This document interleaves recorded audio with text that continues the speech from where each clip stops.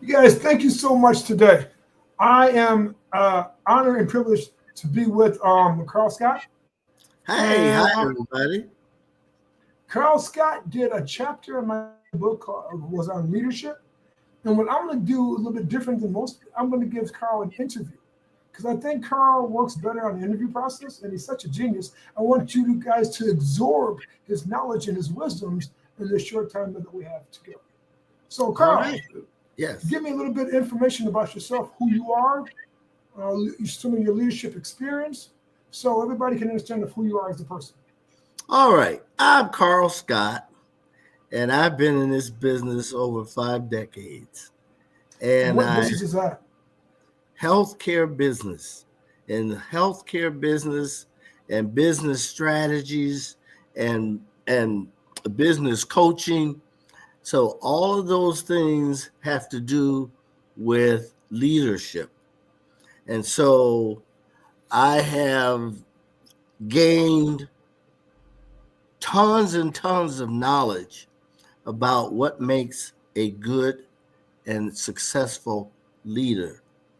And so, what John has given me the honor to do is in a chapter in his book, to open up that piece of knowledge about leadership that I think can be useful to leaders like myself who've done this for many years, and it'll help with new leaders who are trying to get more knowledge about doing this work. Makes So, sense.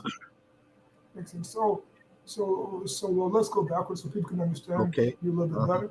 So I used to work with Carl, almost 3 decades plus in mental health field. So Carl trained me in mental Hmm. health field. He trained me to run units, to do X, Y, and Z, and his leadership is bar to none. When I thought about someone doing leadership, I thought about Carl because I thought Carl would be the great asset. See, you've trained CEOs, you've trained project managers, you've trained master levels people, and I thought this would be a great one for him. So Carl came up with a three concept system that I thought was a profound knowledge. Carl, can you explain to people the three types of leaders and how does it relate to first the three types of leaders? Could you explain those? All right. So, three types of leaders. And again, this isn't something that no one's ever heard of, but I think I've honed it down to three major foundational concepts. And they are effective leaders, neutral leaders, and destructive leaders. So, those three concepts and those three types of leaders sort of run the whole gamut of any type of CEO and any type of leader there is. You're either effective, you're neutral, or you're destructive. Carl, I just found out something just now. When I put down effective, neutral, destructive, it's spelled off N-E-N-D. Okay. No. And what I'm saying that if you don't, it can be the end of your career if you don't Hmm. understand the three types of leaders, That's right? right. So That's it. it just hit on me like, wow. So tell me what is an effective leader? What is an effective? So Explain to me the effective. concept of an effective leader. So effective leader is one that has done a lot of work with himself. That is, they've taken the time to really understand what's going on with them that helps them be an effective leader. And that is, and I learned this as a young person just starting out in this business, and I was supervised by Anthony Gasparo, a doctor, who every week we had what he called therapeutic supervision. And during the supervision, the work was, imagine having a reflective mirror inside your body that helps you see out. And what if that body of mirror was foggy, mud on it, all kind of things? It wouldn't reflect very well. And that's the product of what happens when a defective or a destructive leader hasn't really done the inside work, and they latch on to some concept.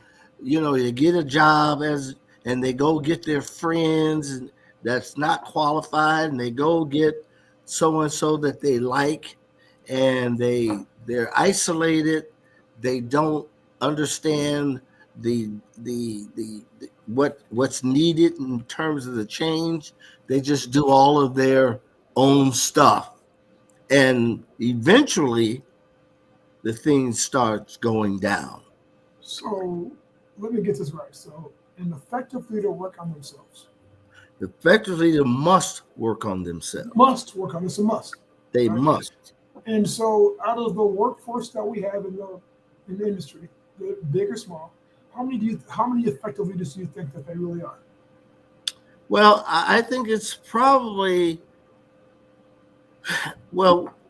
because of the work that you have to do, it's probably, in the 20s and 30% of really real effective leaders. That is, they go in, they understand what needs to be done because they understand what needs to be done with them. And they make real changes, and they grow real business that can be seen, that can be understood, and all of their people say wonderful things about this person, and they become a part of this journey. Leadership is all about having people follow something that you have decided is good to do. But you didn't decide it because you thought it was good.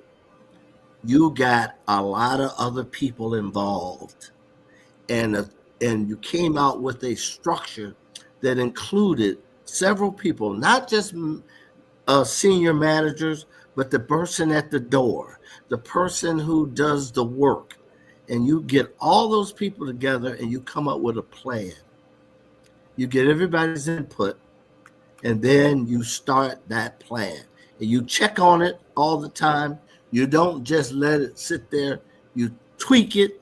You make changes when it's needed, and you make sure everybody's on board, not by saying you better do this, but by asking them and getting their input about it.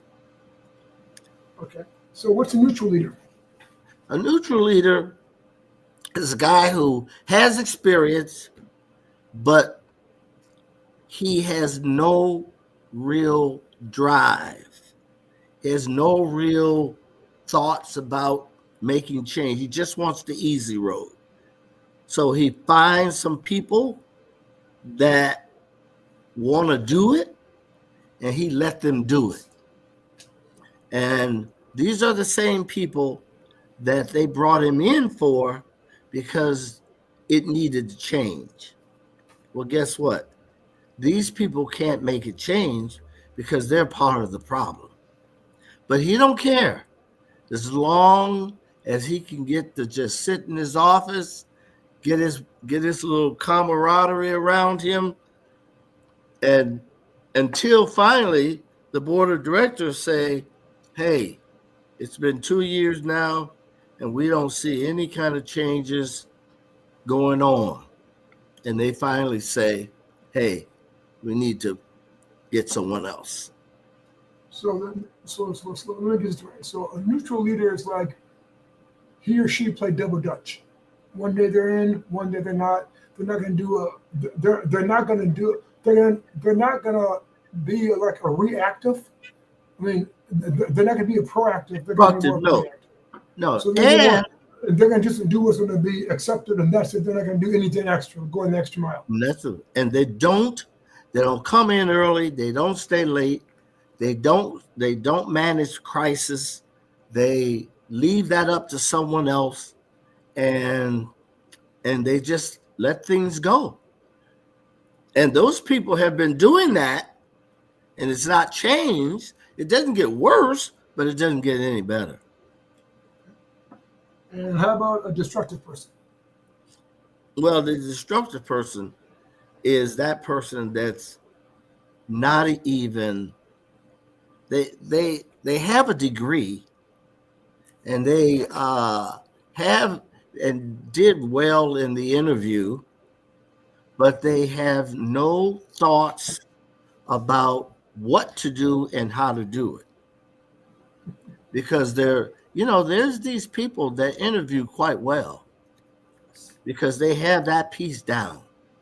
But in terms of how to do the work, no clue.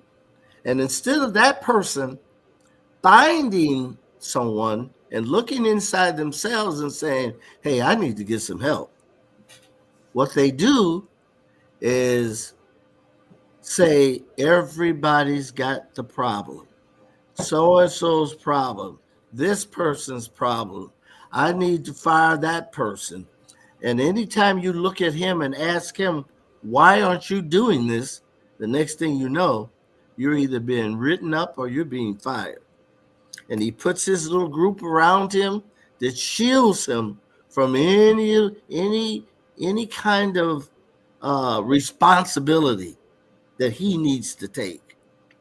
And by doing that, the business suffers. People are calling the HR saying, hey, this has happened, that's happened. No one's checking on this and that, and this person has had these problems. And I go to the CEO and he won't even meet with me. Those kind of things. And everybody's up in arms. Everybody in the leadership, as it trickles down to everyone else, is saying, I need to jump ship. I need to leave here because it's becoming toxic. Okay, so how do we add mental blocks into this, right? Okay. So now, go ahead. So now, the thing about the differences between these three types, okay, has to do with, one, their innate ability. Now, everybody can't play baseball, but everybody can go to a baseball field and hit a ball, but you can't play in the major leagues. Why? Because you don't have the ability. You don't have the innate ability. But we're talking about those that have that ability natural, just can hit, run, catch, throw. But because of something going on within them, they either get too angry or they can't listen to a coach that tells them they need to do this or do that. So their skills never flourish. You've seen a guy playing basketball on the basketball court in the neighborhood, and you're wondering, why isn't this guy in college or in the NBA? He's so good. Because he hasn't done the work inside that tells him, I need to be on the team. I'm fine when I'm the star of the team. I'm fine when I'm the guy that gets the ball 3/4 of the time. But when I have to play, and we have a play to that says you throw it here and then you run here and you do that. Oh, I can't do that because I haven't worked that through, and I'm still in that realm of I can't listen to other people. I can't play on a team. I can play in the yard, but I can't play on the team because that takes organization. That takes you living giving and listening and talking. Those things you learn as a kid. Those things you learn growing up. And here's where the mental block is. When you somewhere along the way, that block is there and you never addressed it. And now everything you do when it comes to that point, that block is there. And as long as that block is there, you cannot move forward past it. You're always going to defer to that block. So let me go backwards, right? So the book Alan Private, right? Alan Private, people's reading the book right now. His leadership, he went from $1 billion to 0. Yes. He wasn't listening. So in other words, he was a destructive leader. Right. That's right. Because he had issues back when he was a kid. That's right. But he didn't work on those issues. That's right. And they just changed form into, he was successful for business, but his relationships with his leaderships, with his teams was terrible. The guy didn't actually have anything. So he was a destructive leader. He was not an effective leader because he didn't actually work on himself. When you work on yourself, work on those issues, when someone else has issues, you can work on those issues because you're effective. If you're not effective and people come up with issues, you can't solve the issues because you haven't worked on anything about yourself. That's right. That's exactly the problem. So we have these, and I'm going to go a little bit lower. I think there's about maybe between 3 to 10% of effective leaders out there. Mm-hmm. Those are the ones who will work on themselves, who will look inside to see what's going on and to see how I can change it. And sometimes they hire guys like you and I, Carl, to help them out. That's right. To have them close those gaps so they can be effective. That's right. Now, that's right. Can you be destructive and also effective? Or can you be neutral and also effective? Could you go from the bottom and go to the top still? Or Absolutely. if you're destructive, you're just lost. No. I do at 7:30. But no, you can go from destructive to effective. You can go from neutral to destructive. You can go from effective to destructive. So, because here's the thing about that is, no one has issues that are single planed. I mean, when you have this problem and you don't work on it, it creates 6 other problems that you don't work on, and it develops in 5 other different things. So you fix one, you still got more to work on. So you could be effective for a while, and then when it gets to this certain place where that block is, it stops. And you got to either work through that block or your behavior. So what these 3 types are the symptoms of what happens as you work on yourself or you don't. The symptoms are you work on yourself, you become effective. You don't work on yourself, you either become neutral or destructive. And then as you work on yourself and say, okay, I need to deal with this, you get better as you get better. So, but you have to have those innate skills to really, some people are just leaders. Some people are not. In your 50 years of training people and working with people and working with doctors, because we work mental health, we work with doctors. No, here's what I want to do. I want to use you as an example. Go for it. When you first came, you had no real skills to do that job, but you had the innate ability already. It was already inside of you. It was True. there. All you had to do was awaken it.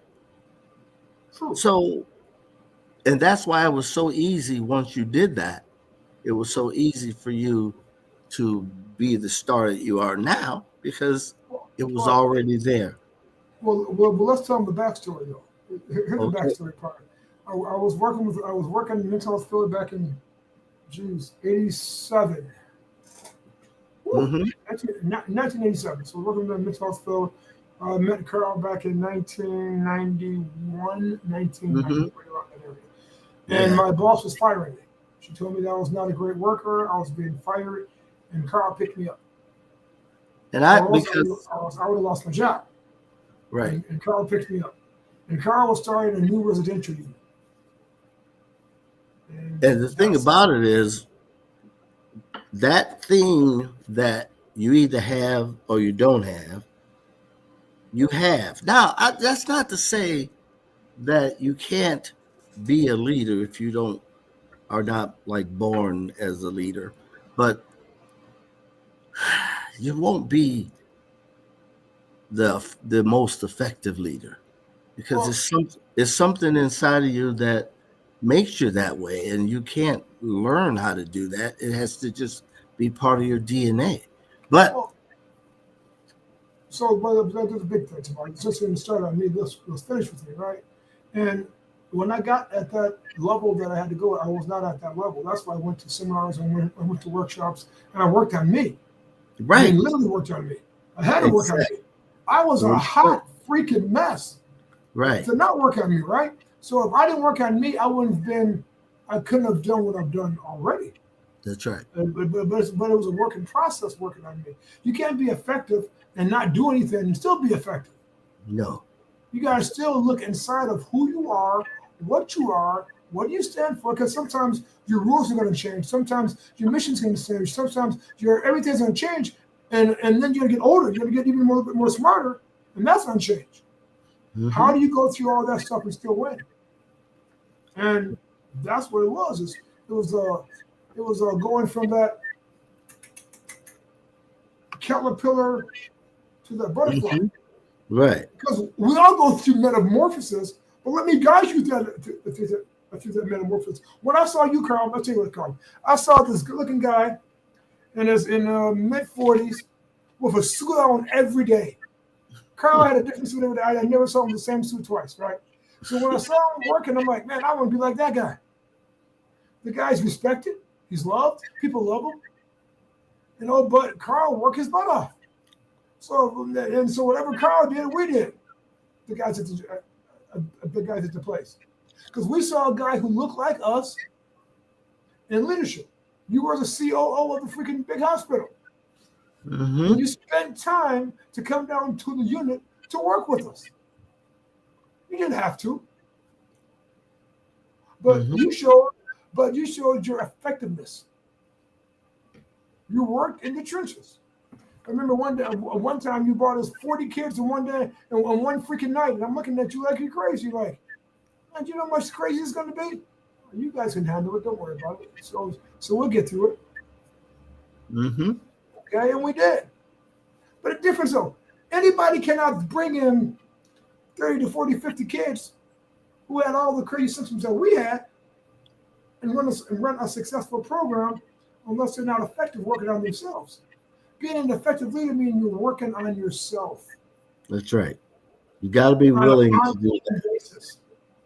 If you're not willing to do that, you're only going to go so far as whatever the block is. Once you reach that block, you're going no further And you because that mentioned block. block. You mentioned block. What do you mean by block? What I mean is, we all have that thing that stops us from going to the next level. And that's either fear or I never was that good when I was at home, or nobody really thought I was good enough, or I had these traumas, or I had this thing happen, and you never work through that, and it manifests itself in some way that causes a block. And that block says, no, I ain't going to do that because, every time I try something new, this happens. So people bring you, hey, you know what? I got an idea. I tell you a great example is the CEO from the place that we work together. I can't think of his name now. It doesn't make a difference. But tell the story. The story is great. So I got a contract with the Department of Corrections, Juvenile Department of Corrections of Chicago. Millions of dollar contract. We were going to take all of their children, and there was a mandate that happened at that time that all kids in the juvenile system had to have therapeutic programs. So, and what year was this, Carl? Huh? What year was this? Oh man, I can't even remember that. I don't know. It had to be in the before the mid 90s, right? 93, 92. 3, yeah. So we went to River Edge in 95, 93, 94. Right. So it's before that. So I had the director of the Department of Corrections meet with my boss and me, and we signed a contract. So this contract said we had hundreds of kids. I told them we need a 5-year contract. So we had a 5-year contract for millions of dollars. We retrofitted the facility because DOC had standards you had to meet. And so we retrofitted the entire facility and met those standards. We're about to open, and the city was getting a new mayor. Michigan City was getting a new mayor, and their marketing person came to my boss and say, we need to do a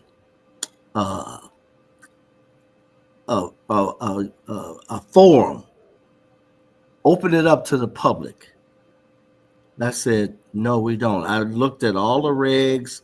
I looked at all of the city criteria. I did all that work, and we had no responsibility to do that because we had retrofitted the facility to the maximum of requirements.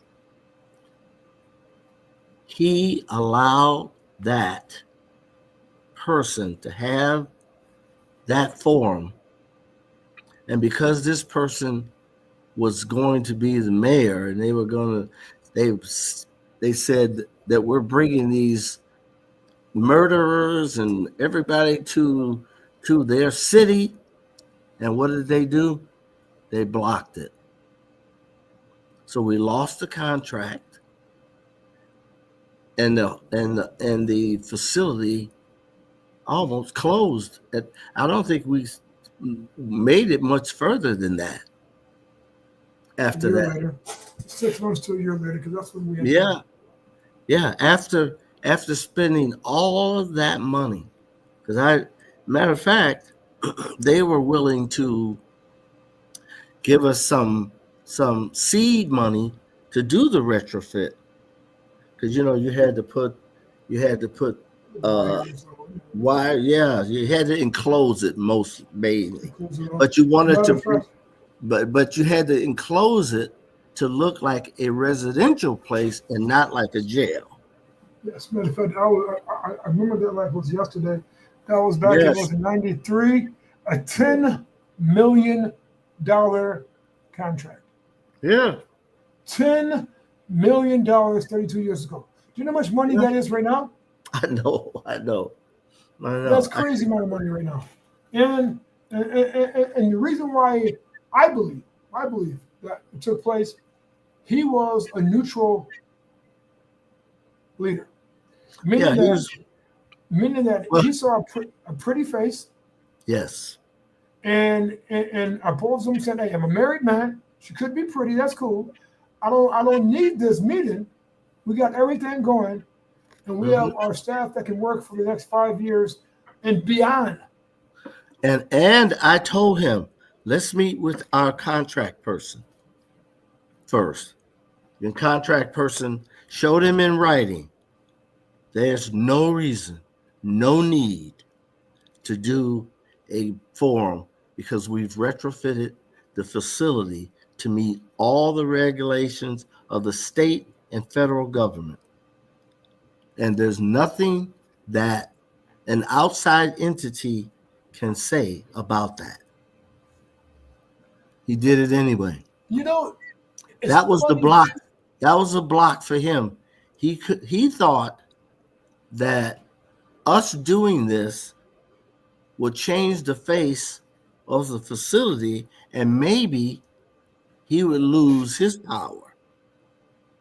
Because who brought that bill, those $10 million to the door?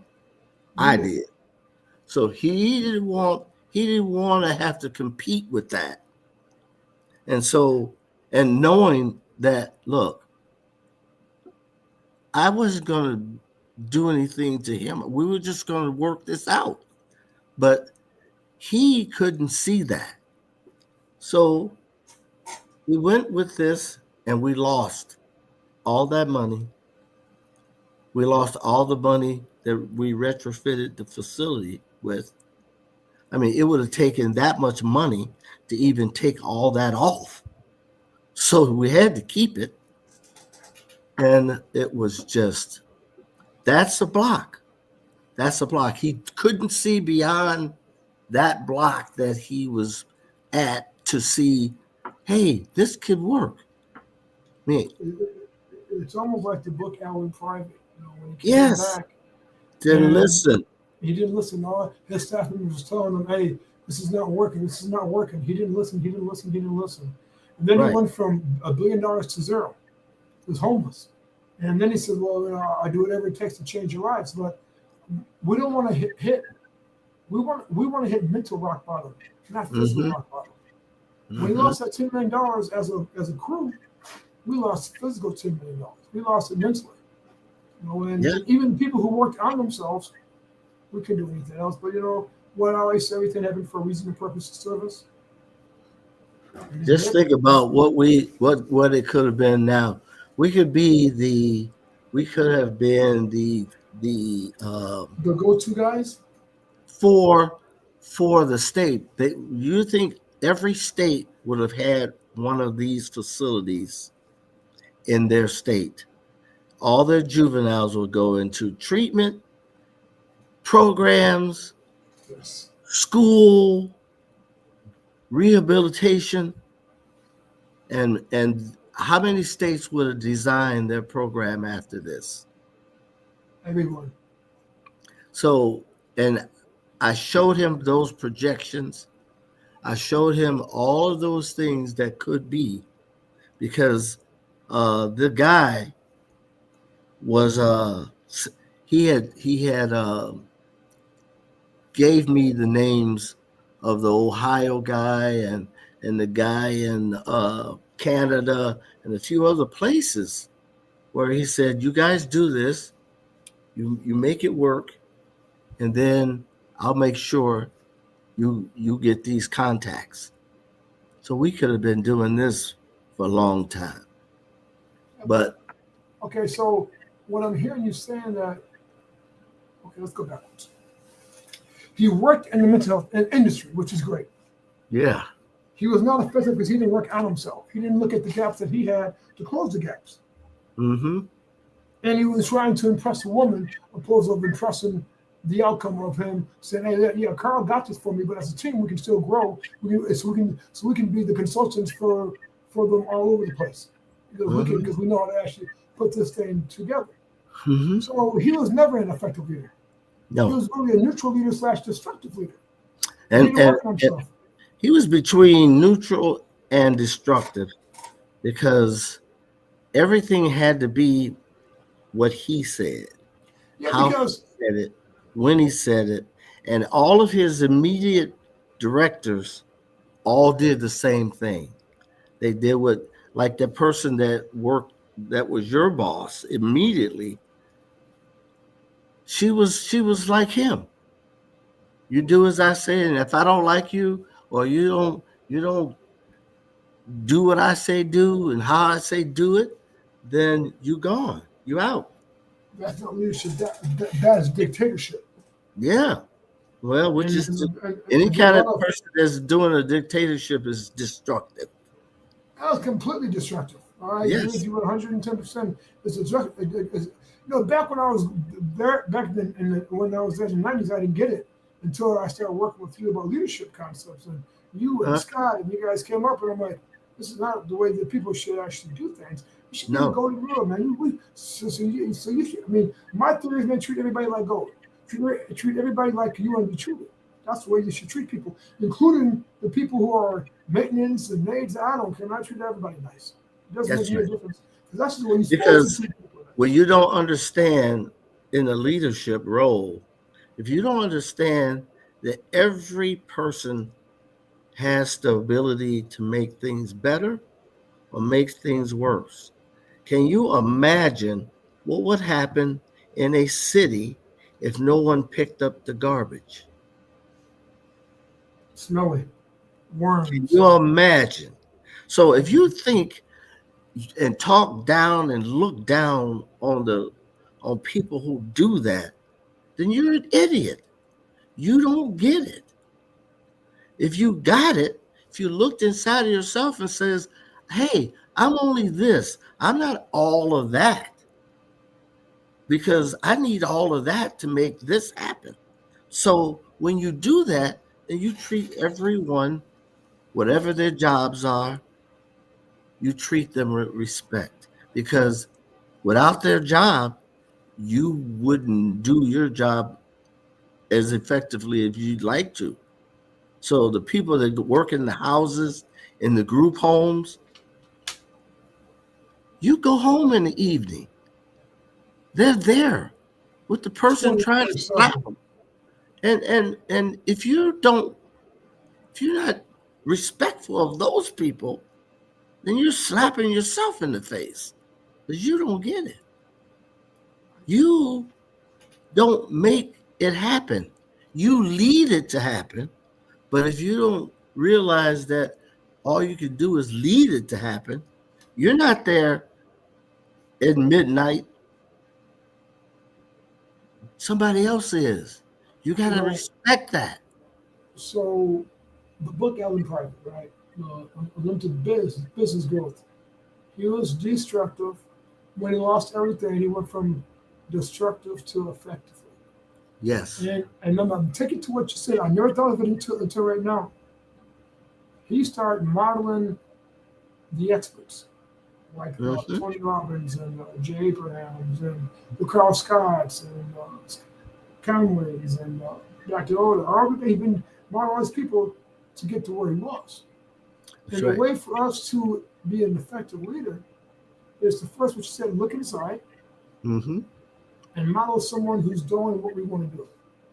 And realize that you always have something to learn. You always Always. have something that you need to work on. I agree. It's not always something big, but it's always something because you never get stagnant. An effective leader never stagnates himself and say, "Well, I got this now. Oh, I got this now. I don't need no more help." No, no, you do. You always need help, and you always need assistance, and you always need other people to help you through that. I agree. I agree with you 100%. I truly agree because if that's not going to take place, you gotta. It said it takes a village to raise a child, right? Huh? It takes a village to raise a child, Mm-hmm. but it also take a village to. It takes a team to raise a business. I mean, to raise a CEO. That's right. Everybody got to be at the same point because, as we mentioned, I think in our last program, that you have to have the leadership have to start up top. If you have a Mm. destructive leader, it's going to be hard. It's going to be a Well, challenge to actually grow your business. well, here's what happens. The destructive leader, the good people are going to lead. They're not going to take him coming in yelling at them. They're not gonna take that for long. They're gonna go to HR and they don't get no relief from that. They're out. So all you have is those people who are willing to put up with that and just go down the spiral. Just go down until the company closes. Because that's what will happen. So it's important from the leadership. That person's got to, that person's got to lead, and and you can't say, well, I told them what to do, and so I can go home now. No, you can't. You know, the cool thing about it is the chapter you write inside the book go in more detail, give great examples, you give great strategies. You give a lot of, I can tell that the work that you put in the chapter and the work that you put in right now is congruent, right? And the chapters have examples and after examples after examples for people to be to see where you're at and to move up the ladder. You know, if you're destructive, go to neutral, and if you're neutral, go into effective. But to be effective is almost like playing basketball, right? So I'm from a little place called Michigan City, Indiana. We had 3 Mr. Basketballs in less than 10 years, right? But when I found out most of the guys were just outstanding, man. We're talking about outstanding. But they got to a certain level that we all caught up to. Right? But what I realized, Carl, is that they were effective at that point, but to stay effective, you got to work on yourself and really get better. You can do the physical aspect of being a great basketball player or a great CEO. If you're not looking inside and doing work and going to somewhere else, going to workshops and figuring out how you can be a better team player. Work on some issues that you have. That's right. You're not going to be effective for long. So you can be effective for a short period of time and kick some butt, just like those guys did. From 12 years old to 18, man, these guys were rock stars. Well, man, at 21, 22, man, we caught up to them. I mean, they, we caught up to them. They're not as great as we thought they were. And the reason why now, only now, I realized they didn't work on themselves. No, they were complacent and realized that, hey, I've been this good this long. Hey, well, I don't need to do nothing. I can go home and sleep. I can go home and drink. I can go out and party because I'm already good. I don't need to work on nothing. So let's even take this a step further. That is the difference between, by your model, that is the difference between NBA basketball players and regular players. That's right. That's the difference between a Michael Jordan and the rest of the players. It's not that now they all have the same innate talent as he does. If you're going to get to the NBA, that's a 1%er of all the basketball players that play basketball. So within that 1%, why do you have the Steph Currys? Why do you have the Michael Jordans? Why do you have those people that are greater than all the rest of them? Because they do something different. And what they do different is they work on their craft day and night. They are never satisfied. They're never satisfied with what's going on. They never say, man, wait a minute. I done done this. I done done that. I don't need to do nothing. Nobody talked about how Steph Curry is in the gym, has a gym at his house, and does that for hours. He said that he has to make 500 shots before he quit. Yes.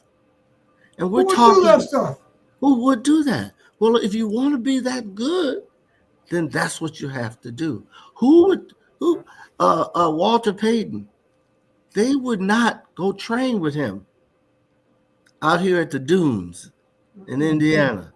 Yes, because I remember those things. Oh man, he can't run up. He would run up those dudes with weights on him. They would do that one or two times. It's like, man, I'll see you tomorrow. I can't do that. No, hey, you either work on it, and those people stand out. You can talk about Brady all you want to, but the man studied defenses all day and all night. Soon as they went to line up, soon as he looked across the field, he knew what defense they were running because he had studied it so often. That's why he knew. That's why he had so many audibles, because he would tell so and so, "Hey, go here," because that's going to be open. And sure enough, bam, there it was. Now you gotta have an innate ability to throw the ball at the person and the perfect. But how many have that ability? A lot of them. If you're a quarterback in the NFL, you have that ability. But if you can't read defenses, guess what you're gonna throw? Interceptions. So that's the difference. He worked on it. It's important part of the game. And to go with your model is, that's why I said we have between 3 to 10% effective leaders. Yeah. Those are the ones who go the extra mile. Those are the ones who work themselves. Those are the ones who what I call who have the X factor. Yeah. The X factor is what Shaq and them have. They hire you not for you to kiss their butt, but they hire you is to tell them the truth so they can get better. Okay. And there's very few CEOs that I found like that who have that X factor, who say, listen to me. Yes, and a lot of times I tell people, friends, so when you hire me as being your coach, guys, I'm not that. I'm listen to me. I'm not your employee. I'm gonna be very authentic with you. If stuff's not right, I'll let you know and so I can tell. I'm not the finesse guy, even remotely close to that, right? But if you want that X factor to get better, you can get better. Now, Carl, you know people so well, you're the finesse guy. You can get along with a freaking mule. If the mule can speak a little bit, you're good to go. For me, I'm like, oh my God, there's no way I can get along with this person past a certain period of time. But again, though, those things that I need to work on and things that you have worked on already. So what do you have? So what are the last couple points that you have to say to his audience? Because I think that you did a phenomenal job on your. I would say, in order to really do the hard work, you need a coach. You need somebody to help you work through it, because I don't think I would be at this place in my life now had it not been for those years that I spent with Dr. Gasparo, who made me. You had to go to supervision. He made me sit there for an hour. He made me go through some stuff that I am so thankful now. So I don't think you can just wake up one morning and say, well, I'm going to look at this horrible stuff that I got to look at about me and about my ability and about the things I need to do. No, you're not going to do it. You need help to do that. So that's what I would say. Get help. You know how Charter's thing, if you don't get help with us, get help somewhere. I like that one. Yes. Matter of fact, it's funny. That's a slogan that I use. Yeah. But first and foremost, thank you so much for writing that chapter. I'm much appreciative. I appreciate you also coming on here and speaking about the effective, the END. The effective, the neutral, and the destructive. Because even I know it, talking to you for so much, it even made it even clearer for me. And when I read the chapter, a little bit later on is tonight, because I believe in daily practice. I mentioned about that in my time management system. You have to practice your craft 4 times per day, so you can, which I didn't know this until right now. And again, Carl, it all is playing up. To be an effective leader, you have to do your daily practice. What do you practice in at least 4 times per day? Like the Michael Jordans and the Kobe Bryants did. Why? They practice. Why? Because they're because they want to be the best of the best. As I said, I can't wake up and go, "Hey, I'm going to be this great effective leader." Yes. No, you got to work at it. So got to work on after this, I'm going to read your chapter again, and I'm going to get it inside my mindset. So we go from there. But thank you so much. I do appreciate it. No, thank you for everything. Again taking me beyond my comfort level and having me do this. So I really appreciate that. And see, and that's the thing. See, that's the thing. I know I don't really want to do this. But you know what? This is wonderful. Once I'm doing it, I love it. So thank you. All right. I know, absolutely, man. I mean, and also, and thank you for being as on the team with Dr. Conway, with Dr. Horton, oh man, Andrew, and this myself. is this is the best. This is one of the best groups in business I've been in, and we're gonna go far. We're going to go far. Man. The programs are great, guys. The programs are great.